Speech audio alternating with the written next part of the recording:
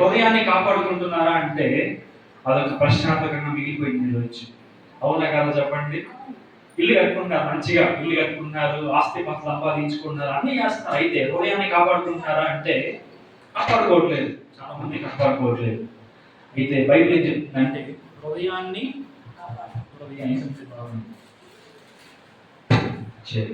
Okay, Bible ఏం చెప్తుందంటే హృదయాన్ని ఏం చేయండి, కాపాడుకోండి చెప్తుంది. అసలు బైబిల్ ఏం చెప్తుందో దాని గురించి నేను కొన్ని మాటలు చెప్పి నేను ముందుకు వెళ్తా ఉంటాను. మీరు అందరూ కూడా గమనించండి. కొన్ని ప్రశ్నలు అడుగుతారు. ఎంతమంది గృహాలు ఉన్నాయి? ఎంతమంది గృహాలు ఉంది? అందరి గృహం ఉంది కదా అంటే చెప్తారా? గృహం ఉన్నారు, మా గృహం ఉన్నారు. హల్లెలూయా. మా అందరి దేవుడు ఏమి ఇచ్చాడు? గృహం ఇచ్చాడు. ఇప్పుడు గమనించండి, గృహం చుట్టూ మనం పెయింట్ వేసాం అనుకుందాం.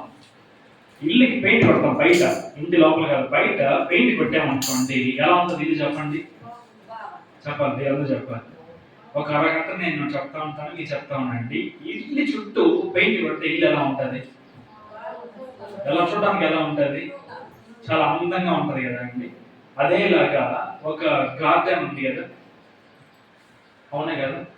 అలా చెట్లు ఫుల్గా ఉంటాయి, నాటేసి ఉంటాయి కదండి. పొలాల్లో చెట్లు ఉంటాయి. అదేలాగా గార్డెన్లో ఏమో చెట్లు ఉంటాయి. ఇల్లు చుట్టూ ఏముంటుందంటే పెయింట్ కొట్టేస్తాం మనం. అయితే గమనించండి, ఇంటి లోపలికి వెళ్ళిన తర్వాత ఇల్లు అంతా లోతగా ఉంటే ఎలా ఉంటుంది? మీరు చెప్పండి ఒకసారి. ఇల్లు అంతా చెత్తగా ఉంటే ఎలా ఉంటుంది? మీరు చెప్పండి. ఇల్లు ఒక 10 రోజుల్లో ఇల్లు ఊడచకపోతే ఎలా ఉంటుంది? బాగుంటుందా? సువాసనగా ఉంటుందా? ఉండదు కదా. బైబిల్ దేని సాదృశ్యంగా పెడుతుందంటే ఈ మాటలు హృదయాన్ని దేని సాదృశ్యంగా పెడుతుందంటే హృదయం ఎలా ఉండాలంటే చాలా శుభ్రంగా ఉండాలంటే. ఎలా ఉండాలంట?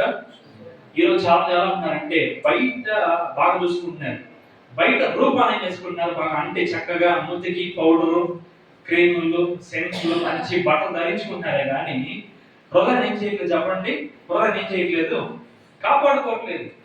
అయితే బైబిల్ చెప్తుంది ఏంటంటే, అయ్యా నువ్వు బయట బట్టలు ధరించుకుంటున్నావు బాగుంది, బయట మంచి బట్టలకి సువాసనగా నువ్వు కావాల్సిన సెంట్లు కొట్టుకుంటున్నావు, అది కూడా బాగానే ఉందయ్యా. అయితే దానికన్నా ప్రాముఖ్యం ఏంటంటే హృదయాన్ని ఏం చేయి, కాపాడుకో. అవునా కదా? మీరు అందరూ వయసులో పెద్దవాళ్ళు చాలా మంది ఉన్నారు ఇక్కడ. ఏంటంటే మీకు గమనించే ఉంటారు, చూసినప్పుడు పెద్దవాళ్ళని బయట అందరూ ఎలా ఉంటారంటే, కొంతమంది ఎలా ఉంటారంటే చాలా చక్కగా ఉంటారు.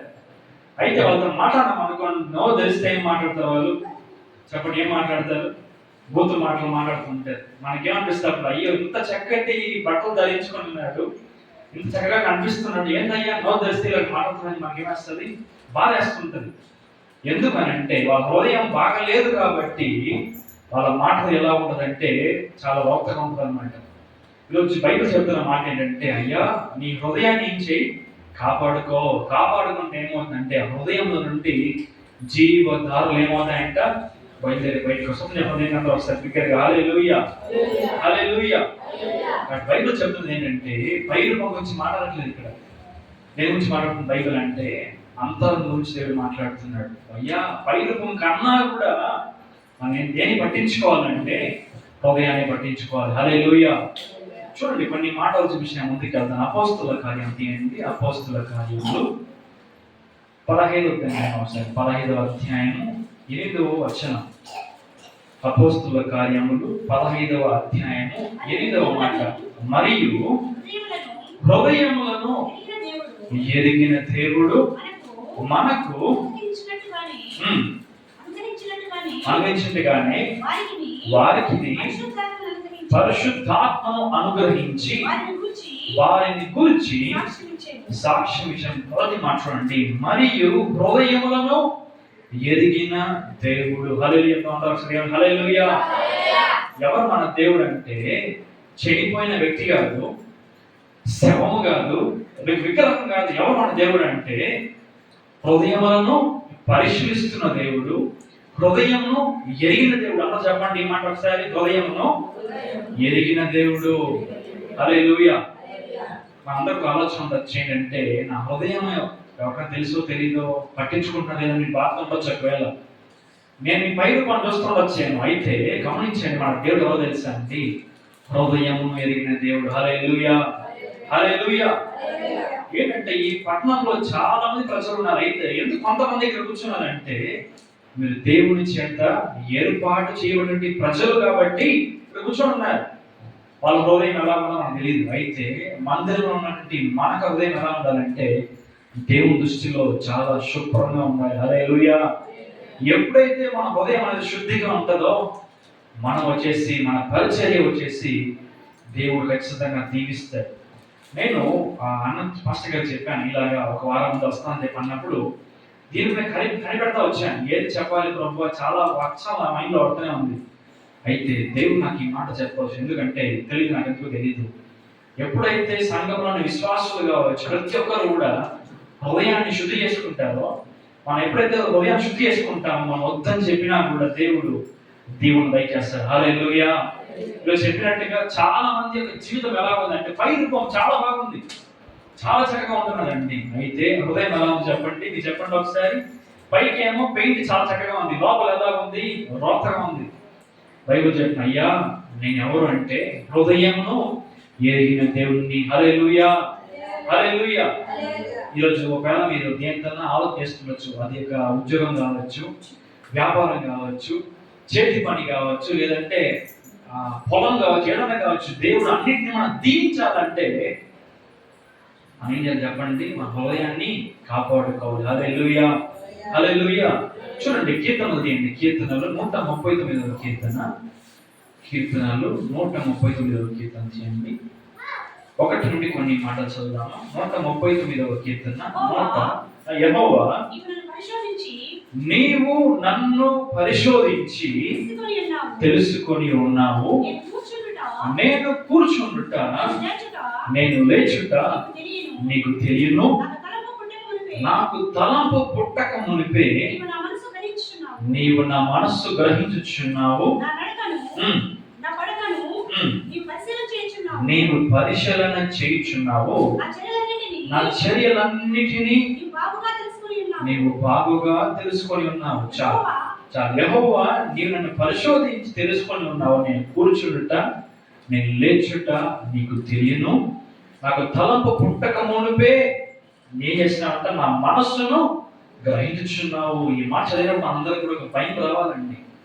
ఏం భయం అంటే మనం చూసే మొట్టమొదటిగా హృదయమును తెలిసిన దేవుడు అంట. రెండోదిగా మన కూర్చుండుట, మనము లేచుట, మన నోట్ల నుంచి ఒక మాట రాకమునిపే దేవుడికి బాగా తెలుసు అంట. ఏం తెలుసు అంట, నోట్ల నుంచి ఏం మాట రాబోతుందో అని బాగా తెలుసు అంట.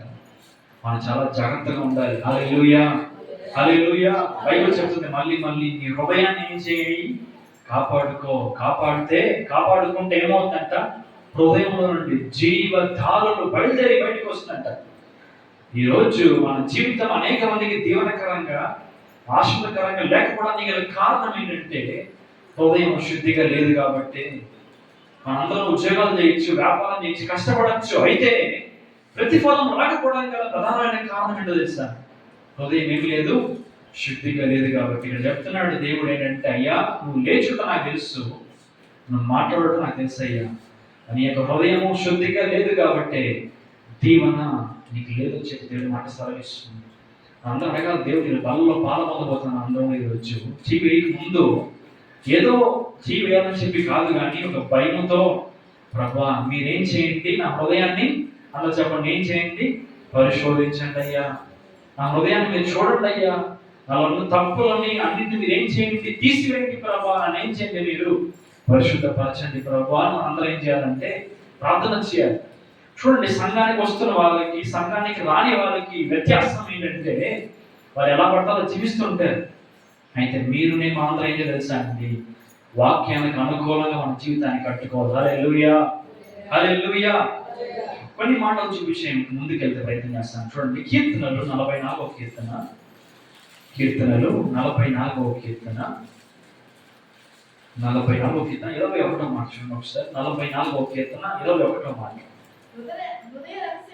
హృదయ రహస్యములు ఎరిగిన దేవుడు ఆ సంగతిని పరిశోధింపక మాన్నాచ.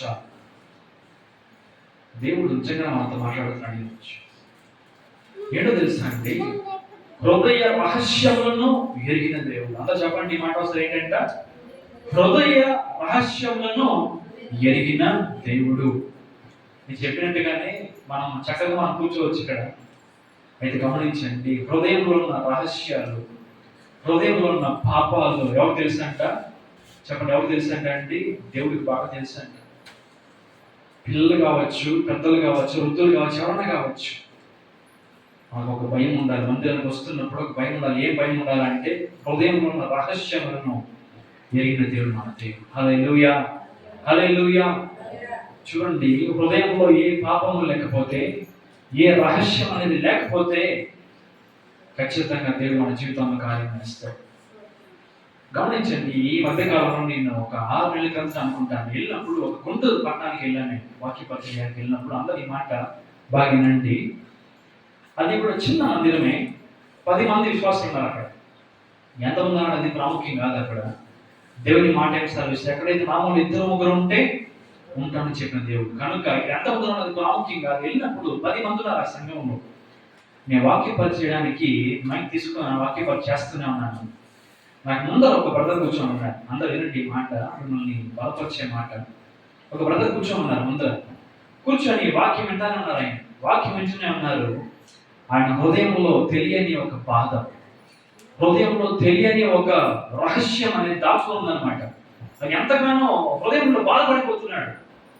నేను ఆత్మ దేవుడి ద్వారా ప్రేరేపించబడి అతను చూసి చెప్పాను, మీరు కలిగి ఉన్న 2 కుమార్తెలను బట్టి మీరు ఏం చేస్తున్నారు?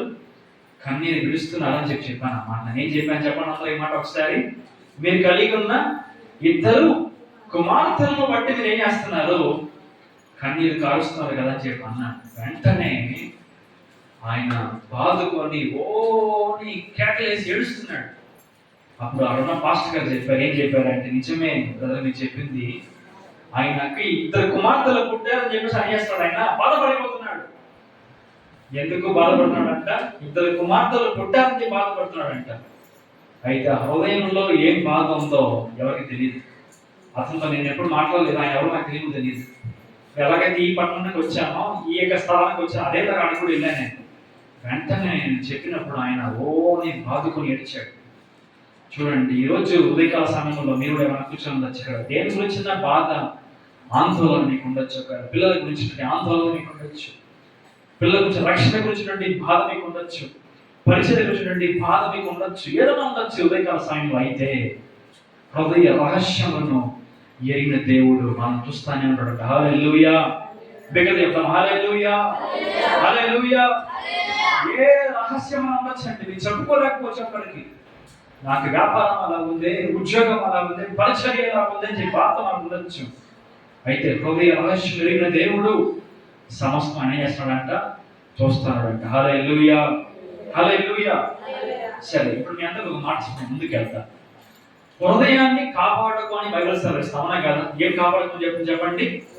హృదయాన్ని అన్న చెప్పాలి. ఏం చెప్తుంది బైబిల్? హృదయాన్ని కాపాడుకో, హృదయాన్ని కాపాడుకో. అప్పుడు ఏమవుతుందంట? హృదయంలో నుండి ఏం వస్తుందంటే జీవధారలు ఏమవుతాయంట? బయలుదేరుతుంది. ఇప్పుడు గమనించండి, ఒక ప్రశ్న రావచ్చు. మన హృదయాన్ని మనము కాపాడుకోకపోతే ఏం జరుగుతుంది? ప్రశ్న అడిగించండి. అందరూ వినండి. ఒక 20 నిమిషాలు ఎక్కువ టైం తీసుకోండి. మీరు అందరూ మాట్లాడుకుని విన్నారు. ఓకే, అందరూ వినండి 20 నిమిషాలు. చూడండి, మన హృదయాన్ని మనము కాపాడుకోకపోతే ఏం జరుగుతుంది చెప్తారా మీరు ఎవరన్నా? హృదయాన్ని కాపాడకపోతే మనకు వచ్చిన నష్టాలు ఏంటి? నేను 3 మాటలు తీసుకొచ్చాను, టైంని బట్టి నేను మాట్లాడతాను. మన హృదయాన్ని మనం కాపాడకపోతే ఏం జరుగుతుంది చెప్పండి, చూద్దాం. ఏం జరుగుతుంది అండి? ఎవరన్నా చెప్పగలరా? హృదయాన్ని కాపాడకపోతే ఏం జరుగుతుందండి? వచ్చే నష్టాలు ఏంటిది మనకు అసలు?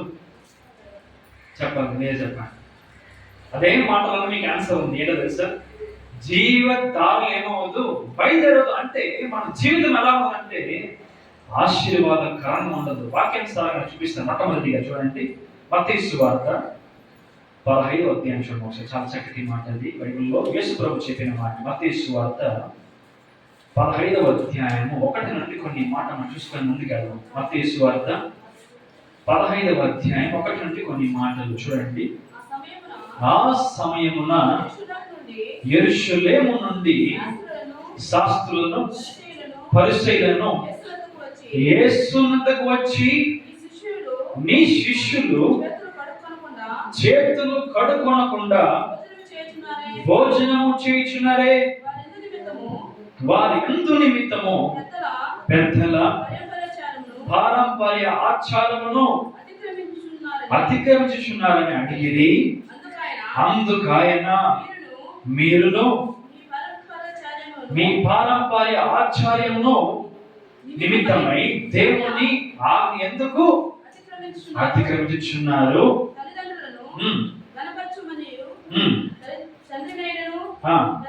తండ్రినైనా తల్లినైనను దూషించువాడు తప్పక మరణం పొందవలనని దేవుడు సెలవిచ్చాను. అక్కడ తాగుదాం. అందరూ వినండి, ఈ మాట చెప్పిన ముందుకు వెళ్తాను. మన హృదయములను కాపాడుకోకపోతే ఏం జరుగుతుంది చెప్తాను. అందరూ వినండి ఈ మాట ఒకసారి. అందరూ వినండి, నేను కథగా చెప్తాను మీకు. ప్రభువు యేసుక్రీస్తుల వారు పరిచయం చేస్తున్నారు. ఆ దినాల్లో చేస్తున్నప్పుడు గమనించండి, ఒక ప్రాంతానికి వెళ్ళినప్పుడు అక్కడ చాలా మంది ఉన్నారు. చాలా మందిలో కొంతమంది ఎవరంటే ఫరిసయ్యులు, సద్దుకీయులు ఉన్నారు. వాళ్ళందరూ ఏం చేశారంటే వాళ్ళ ఇష్టానుసారంగా జీవిస్తున్నారు. బాగానే ఉంది. అయితే గమనించాలి, ఏం చేశారు తెలుసా? శిష్యులు ఏం చేశారంటే చేతులు ఏం చేశారంటే కడుక్కోకుండా ఏం చేశారు? తిన్నారు. అందరూ చెప్పండి ఏం చేశారు? అందరూ చెప్పండి ఏం చేశారు? చేతులు ఏం చేశారు? కడుక్కోనకుండా తిన్నారు. ఇప్పుడు మీరు అలా చేస్తే ఏమవుతుంది చెప్పండి అందరూ ఒకసారి. చేతులు కడుక్కోకుండా తింటే ఏమవుతుందండి? మహా అంటే మురికి అంత ఏమవుతుంది? లోపలికి పోతుంది. దానివల్ల వచ్చే నష్టం ఉందా అంటే ఏదో కొద్దిగా ఉంటుంది, పెద్ద నష్టం అయితే ఏం లేదు.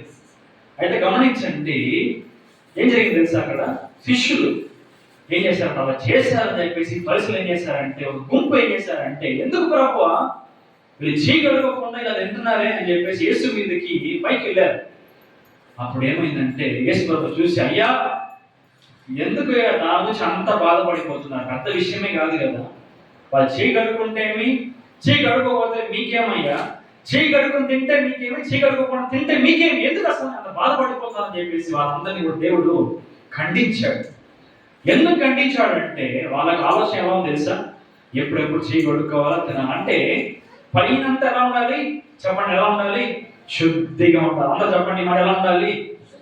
పైన స్నానం చేసుకున్నామా, బట్టలు వేసుకున్నామా, పౌడర్ కొట్టుకున్నామా, అందరికి రంగుగా అనిపించినాం అంతే.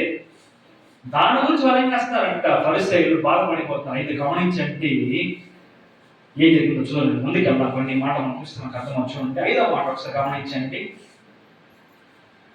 6వ మాట వస్తుంది. 6వ మాట, మీరు మీ పారంపర్య ఆచారము నిమిత్తమై దేవుని వాక్యమును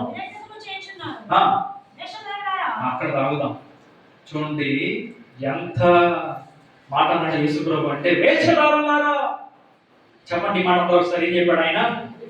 చెప్పండి. చెప్పడానికే మనకు భయంగా ఉంది కదా.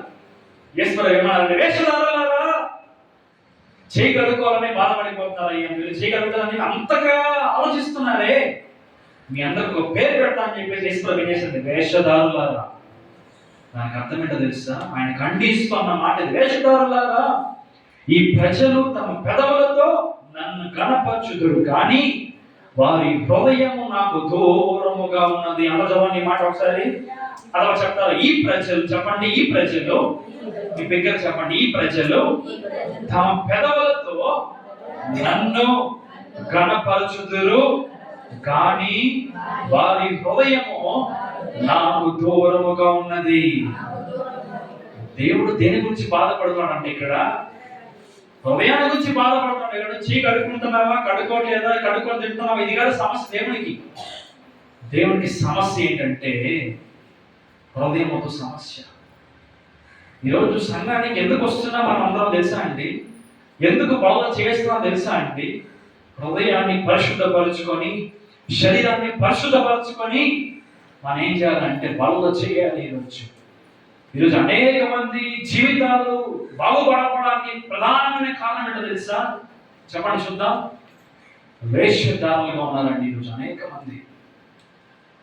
ఈ మాట చదువుతుంటే మనందరికీ భయం పడతారు. అట్లాగే చాలా మంది ఇష్టానుసారంగా బూతు మాటలు మాట్లాడుతూ పాపం చేస్తూ శరీరానుసారంగా జీవిస్తూ వచ్చి ఏమి తెలియనట్టే ఏం చేస్తారంటే బలలో చేస్తుంటారు. దేవుడు ఏం చేస్తారు తెలుసా అండి? పైలు మనం చూడలేదు ఇక్కడ. హృదయాన్ని చూస్తున్నాడు. అందరూ గమనించండి, నేను ఒకటి చెప్తాను, ఈ మాట మీరు అంతా గుర్తుపెట్టుకోవాలి. మనకు జీవితము వర్ధిల్లాలన్నా, పంట పొలాలు బాగా వర్ధిల్లాలన్నా, మన పిల్లలు వర్ధిల్లాలన్నా, వ్యాపారం వర్ధిల్లాలన్నా, అందరూ వినండి ఈ మాట ఒకసారి. పరిచర్య వర్ధిల్లాలన్నా కూడా ఈ సూత్రం పాటిస్తే చాలు. ఏంటో తెలుసా సూత్రం? నేను నేర్చుకున్న పాఠం ఏంటో తెలుసా? నా జీవితంలో మన గురించి ఎవరు చెప్పుకోవాల్సిన అవసరం లేదు, బ్యానర్లు కొడాల్సిన అవసరం లేదు, మనం ఏమి చేస్తామో ఇంకోటి చెప్పాల్సిన అవసరమే లేదు. మన యొక్క హృదయం కానీ పరిశుద్ధంగా ఉండగలిగితే ఆటోమేటిక్గా కుటుంబం కావచ్చు, వ్యాపారం కావచ్చు, పిల్లలు కావచ్చు, అన్ని కూడా దేవుడు దీవిస్తానే పోతారు. హల్లెలూయా, హల్లెలూయా. నన్ను ఈరోజు చూడొచ్చు ఇలాగ, మీరు నన్ను ఇలాగ చక్కటి వైట్ బట్టలు ధరించుకొని కారు వేసుకొని వచ్చాను. 2 లక్షలు పెట్టి కారు ఉన్నాయి ఈ మధ్యలో. దాన్ని చూసి మీరు అందరూ మర్చిపోవచ్చు, అబ్బా అనుకోవచ్చు. లేదు లేదు లేదు, నాకు ముందు మాట చెప్పి నేను ముందుకు వెళ్తాను. అందరూ వినట్టు ఒకసారి. మా సంఘ బిలీవర్ ఇక్కడే తమ్ముడు కూర్చొని నాకు అందరూ కూర్చొని నేను చెప్పడం అబద్ధం కాదని అబ్బాయి తెలుసు బాగా. నేను పరిచయం స్టార్ట్ చేసి 18 సంవత్సరాలు, మీ సేవ కూడా బాగా తెలుసు మా గురించి. ఒక 18 సంవత్సరాల ముందు అందరూ వినండి, మా తండ్రి గారు పల్లెటూరులో పుట్టి పెరిగారు. పుట్టి పెరిగి దేవుని యొక్క దర్శనం ద్వారా తెలుగు పట్టణానికి వచ్చాం. వచ్చినప్పుడు ఒకే ఒక 2 జతల బట్టలు మా తండ్రి గారు. ఎన్ని జతలు చెప్పండి అందరూ ఒకసారి, అందరూ చెప్పాలి. ఎన్ని జతలు అండి? 2 జతల బట్టలతో మేము వచ్చాం. ఆ రోజు బట్టలు చేయకపోయి ఉంటే దీన్ని కప్పుకోవడానికి మా తండ్రి గారు చేశారంటే కర్చీఫ్ తీసుకొని ఇలా కప్పుకునేవాళ్ళు. కప్పుకున్నారు. కప్పుకొని ఆ దొంగ కనపడదని చెప్పేసి దాన్ని కప్పుకున్న రోజులు ఉన్నాయి. అవునా కదండి? అయితే చెప్పారా లేదా డాడీ? అలాంటి రోజులు మా రోజులు. చికెన్ షాప్ చూస్తుంటే చికెన్ దొరికితే బాగుంటుందా అన్నట్టుగా అనిపించే రోజులు మా రోజులు. ఒక గుడ్డి ఎవరన్నా పెడితే బాగుంటుందని అనిపించే రోజులు మా రోజులు. అయితే గమనించండి, ఎప్పుడు చెప్తా ఉంటారు మా తండ్రి గారు ఒక మాట. ఈరోజు 18 సంవత్సరాలు పరిచయం స్టార్ట్ చేసి తిరుపతిలో ఒక పెద్ద సంఘంగా మా ఉంది ఈరోజు. కారణం ఏంటో తెలుసా? మేము ఎక్కడ లైవ్ పెట్టట్లేదు. అన్నకి వాళ్ళ సేవకులకి లైవ్ మాది ఎక్కడా లేదు. యూట్యూబ్ లైవ్లు లేవు, ఫేస్బుక్ లైవ్లు లేవు, బ్యానర్లు లేవు, ఏమీ లేవు. తెలుసు, మా అందరికీ తెలుసు. ఎక్కడ మేము చెప్పుకోం. అయితే మాకు ఒకటి తెలుసు, చేసే పరిచర్య పరిశుద్ధంగా చేయాలి. చేసే పరిచర్య చక్కగా చేయాలని ఒక్క ఉద్దేశం మా మైండ్లో ఆలోచించేదానికి కూడా. స్టార్ట్ చేసినప్పుడు మా పరిచర్యలో తెలుసా అండి, ఇద్దరితో స్టార్ట్ చేసాం. చిన్న బిడ్డలతో స్టార్ట్ చేసాం. మందిరం లేదు, చిన్న గృహంలో స్టార్ట్ చేసి 2 పిల్లలు వచ్చారు. 2 కాస్త 4, 4 కాస్త 10, 10 కాస్త 20, 20 కాస్త 50, 50 కాస్త 100, 100 కాస్త 150, 150 కాస్త 200. ఈరోజు క్రిస్మస్ వస్తే దాదాపు 500 మంది విశ్వాసాలు వస్తారు మా సంఘానికి. కారణం ఏంటో తెలుసా? మన క్రిస్మస్ జరిగింది, అడగండి, తమ్ముడు ఇక్కడ ఉన్నాడు. ఎంతో తిన తెలుసా? దాదాపు 500 మంది వచ్చి భోజనం చేశారు. స్టార్ట్ చేసింది ఎలాగా? ఒక్కరితో ప్రారంభించామంటే సంఘం ఈ విధంగా వర్ధిల్లింది రోజు. నేను చెప్పాలనుకున్న మాట, ఎందుకో దేవుడు నన్ను ఈ మాట చెప్పని మళ్ళీ చెప్తున్నాడు. మన హృదయాలను ఏం చేయాలంటే పరిశుద్ధపరచుకోవాలి. ఒకరోజు పరిచయం స్టార్ట్ చేసిన దినాలలో సైకిల్, బాడిగ సైకిల్ తీసుకొని మేము పరిచయలోకి వెళ్ళామండి. ఏ సైకిల్ చెప్పండి? గంటకి 5 రూపాయలు బాడిగ తీసుకొని ఆ సైకిల్ మీద మేము ఏం చేస్తామంటే పరిచయం చేస్తాం. ఈరోజు మీకు చెప్పమంటారా? ఈరోజు మర్చిపోని రోజు నా జీవితంలో ఏంటో తెలుసా? గుళ్ళగండ్రి కదా ఫస్ట్ గారు, ఈ ఊరి పేరు తెలుసా? ఇదే నా ఫస్ట్ పరిచర్య. కారులో వచ్చాను. ఇదే ఫస్ట్ రోజు నా కారులో రావడం పరిచర్య. మర్చిపోని గుళ్ళగండ్రికి నా లైఫ్లో మర్చిపోను. చాలా మంది వెళ్ళాను కానీ నేను బస్సుల్లో అలాగే వెళ్ళాను. ఇదే నా కారు కొని కాబట్టి 4 రోజులు అండి. 4 రోజులు కారు కొని ఫస్ట్ పరిచర్య గుళ్ళకంటికి కారు వేసుకొని వచ్చాను. నాకు చాలా ఆనందం వేసింది. ఎందుకు తెలుసా? ఒకరోజు సైకిల్ లేకుండా, ఆహారం లేకుండా చెప్తా వచ్చాను తమ్ముడు కూడా. నేను మీరే ఫస్ట్ పరిచర్య తమ్ముడు అని చెప్పి ఆ తమ్ముడు చెప్పాను. నా కంట్లో నీళ్ళు తిరుగుతున్నాయి. ఎందుకు తెలుసా? ఈరోజు నాకన్నా మీరందరూ కూడా ఆశీర్వించబడాలని ఆశ. ఈ పరిచయం ఈరోజు ఇలా ఉండొచ్చు. నేను నిజంగా చెప్తున్నాను, ఈ దినమదులుకొని పాస్టర్ గారు అనుమతిస్తే అప్పుడప్పుడు మీ సంఘానికి ఖచ్చితంగా వస్తాను. ఏ ఆశ నాకేం లేదు కానీ పల్లెటూరుకి ప్రేమించి నేను ఖచ్చితంగా వస్తా అని చెప్పి ధైర్యం చెప్తున్నాను. హల్లెలూయా, హల్లెలూయా. ఖచ్చితంగా నేను సంఘానికి వస్తూనే ఉంటాను. నాకు ఏమి ఇవ్వకండి, మీరు నన్ను ప్రేమిస్తే మీరు నా కోసం ప్రార్థన చేస్తుంటారు. దాని గురించి నాకేం అక్కర్లేదు. ఎందుకంటే నాకు పల్లెటూరు అంటే చాలా ఇష్టం. కాబట్టి నాకున్న ఆశ అంతా ఒకటే, ఏం తెలుసా అండి, ఈ పల్లెటూరులో ఈ యొక్క సంఘము వర్ధిల్లాలి. హల్లెలూయా, హల్లెలూయా. అనేక వందల మంది కాదు, అనేక వేల మంది చూడండి సంఘంగా ఈ త్వరలో మారుతారు. ఎందుకు నమ్ముతారు ఈ మాట? హల్లెలూయా. నేను ఏదో చెప్పాలని బడా మాటలు చెప్పట్లేదు, కానీ నిజంగా నిలబడి చెప్తున్నాను. ఇక్కడ ఆత్మదేవుడు చెప్తున్న మాటలు చెప్తున్నాను. ఇక్కడ ఉన్న కొంతమంది కావచ్చు, మీరు అందరూ కూడా గమనించండి. సేవకులతో సహా అందరం కూడా హృదయం పరిశుద్ధంగా ఉండగలిగితే, దేవుడు దీవించిన మొదలు పెడితే ఈ ఊరంతా కూడా వచ్చి కూర్చుంటాం పాపం. ఎందులో నమ్ముతున్నారు ఈ మాట? హల్లెలూయా. ఈ గోడలన్నీ పగలగొట్టి దేవుడు సరిహద్దులు విశాలింపజేస్తాడు. ఎప్పుడు తెలుసా? పైరు పండించినప్పుడు కాదు, నా దేవుడు హృదయాన్ని చూసినప్పుడు. హల్లెలూయా, హల్లెలూయా. ఆ రోజు పరిస్థితులను దేవుడు చూశాడు, సద్దికలను దేవుడు చూశాడు. వేషధారులారా, చేతులు కడుకోవడం గురించి ఆలోచిస్తున్నావే, తినడం గురించి ఆలోచిస్తున్నావు, హృదయం గురించి పట్టించుకుంటున్నావా అని చెప్పి ఖండించి మాట్లాడిన వ్యక్తి ఎవరంటే ప్రభువు యేసుక్రీస్తు. హల్లెలూయా. ఈరోజు అనేక మంది విశ్వాసులు, సేవకులు కూడా కావచ్చు, ఎలా ఉన్నా తెలుసా అండి? వేషధారులుగా ఉన్నారు.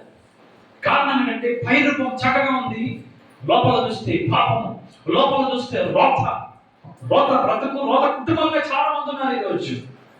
అయితే దేవుడు ఆశించింది ఒకటే ఏంటో తెలుసా అండి? పరిశుద్ధ జీవితం. అందులో చెప్పండి ఏంటిది? ఈ దినం ఇంతవరకు నాకు తెలియదు మీ జీవితం ఎలా ఉందో.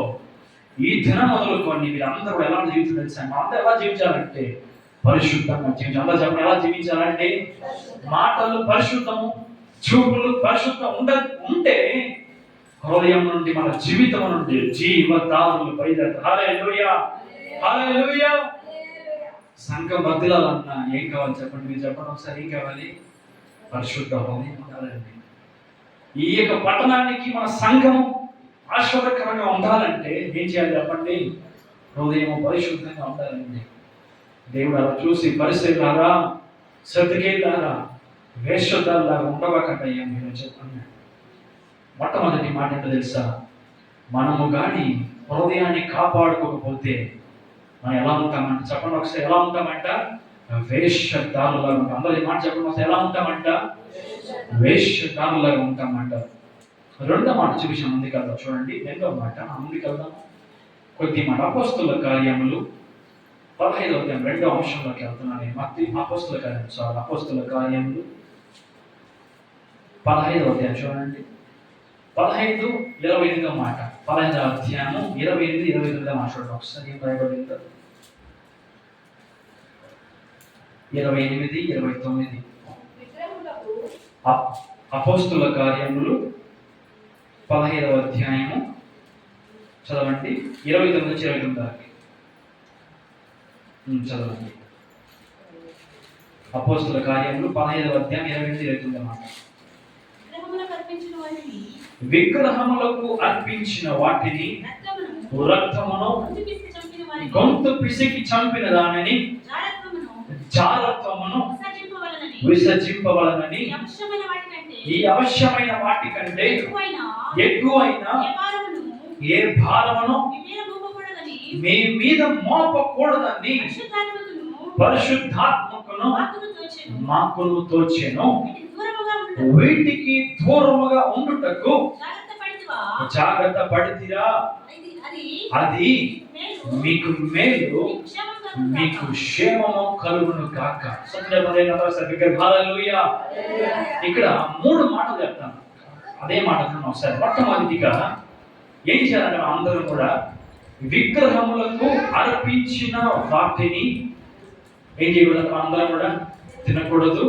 రక్తమును మనం ఏం చేయకూడదంట? తినకూడదు. చెప్పండి రెండు మాటలు ఒకసారి. విగ్రహానికి అర్పించిన వాటిని కావచ్చు, రెండవదిగా రక్తమును కావచ్చు, ఏం చేయకూడదంట? అందరం కూడా తినకూడదు. అది మాత్రమే కాదంట, చూడండి, జారత్వమును విసర్జింపవలెను. అంటే పాపమునకు మనం ఏం చేయాలంట?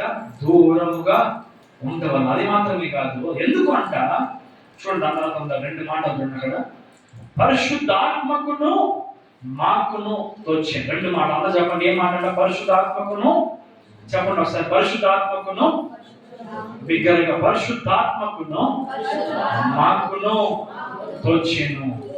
ఈ మాటలు చెప్పినప్పుడు అపోస్తులు చెప్తున్నారు, అయ్యా ఇది సేవకులుగా మాకు తోచిన మాట, ఇది పరిశుద్ధాత్మ దేవునికి కూడా తోచిన మాట. అంటే మనం పరిశుద్ధంగా ఉండడం అనేది దేవునికి ఇష్టమైనది. అది సేవకులకి కూడా ఏమైనా చెప్పండి, ఇష్టమైన. అందరూ చెప్పండి రెండు మాటలు ఏంటంట, సేవకులకి ఇష్టమైనది, పరిశుద్ధాత్మకు కూడా ఏమైందంట, ఇష్టమైనది. హల్లెలూయా. పాపమునకు దూరంగా ఉండటము, పాపమును విసర్జించడం ఏంటిదంటే దేవునికి ఇష్టమైనది. అది మాత్రమే కాదు, సేవకులు కూడా ఏమైందంట, అది ఇష్టమే. అది మాత్రమే చేస్తే ఏమవుతుందంట, చూడండి అక్కడ, మీకు చూడొచ్చు అక్కడ, మీకు ఏం కలుగును, మీకు మేలు కలుగును. హల్లెలూయా. హల్లెలూయా. మీకు అసలు హల్లెలూయా. మనకి ఏం కలుగునంట అండి, మేలు కలుగును. ఏం కలుగును మనకి? రెండవదిగా మీకు క్షేమము కలుగును కాక. మొట్టమొదటిగా మేలు కలుగును, రెండవదిగా ఏం కలుగునంట, క్షేమము కలుగును. అందరూ చెప్తారా? మేలు కలుగును. మీకు చెప్పండి, మేలు కలుగును, క్షేమము కలుగును. ఎంతమందికి మేలు కావాలి? హల్లెలూయా. ఎంతమందికి క్షేమం కావాలి? మనందరం ఏం చేయాలి? అప్పుడు హృదయాన్ని మనందరం ఏం చేయాలి చెప్పండి? ఏం చేయాలి? కాపాడుకోవాలి. హల్లెలూయా. హల్లెలూయా. ఒక మాట చెప్పి త్వరగా చూడండి. మళ్ళా మత్తయి సువార్త వద్దామా? 3వ మాటలోకి వెళ్దాం. మత్తయి సువార్త 15వ అధ్యాయం, మళ్ళీ అక్కడ చూద్దాం. మత్తయి సువార్త 15వ అధ్యాయంలోకి వెళ్దామా? 10వ మాట. మత్తయి సువార్త 15:10. అందరి మాట గమనించండి. చివరి మాట మత్తయి సువార్త 15:10. చదవండి. జన సమూహములను పిలిచి మీరు విని గ్రహించుడి. నోట పడినది మనుషుల్ని అపవిత్రపరచును గాని నోటి నుండి వచ్చినది మనుషుని అపవిత్రపరచునని వారితో చెప్పాను. ఏంటంటే మనిషి చదవండి. నోట పడినది మనుషుని అపవిత్రపరచుదు కానీ నోట నుండి వచ్చినదియే మనుషుని ఏం చేయంట, అపవిత్రపరచును. అందరూ ఈ మాట వినండి. మొట్టమొదటి మనం చూసాం, ఏం చేసాం అందరం కూడా, వేషధారులారా అన్నాడు.